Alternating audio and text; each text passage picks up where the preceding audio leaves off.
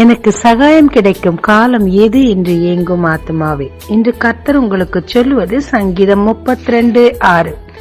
இதற்காக சகாயம் கிடைக்கும் காலத்தில் பக்தியுள்ளவன் எவனும் உம்மை நோக்கி விண்ணப்பம் செய்வான்.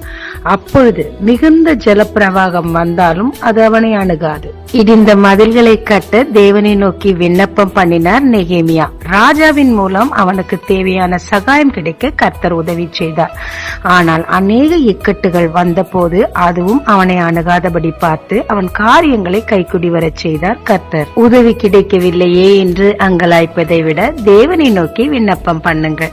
அதற்குரிய சகாயத்தையும் அனுப்புவார். அதில் வரும் பிரச்சனைகள் உங்களை அணுகாதபடி பார்த்து கொண்டு உங்கள் காரியம் கைகூடி வரவும் செய்வாருங்க. ஜெபிக்கலாமாங்க.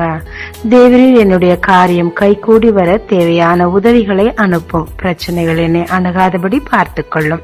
இயேசு மூலம் பிதாவே, ஆமென். இயேசு கிறிஸ்துவின் நாமத்தில் இந்த நாளில் உங்களை ஆசீர்வதிக்கும் ஜீசஸ் விஷன்.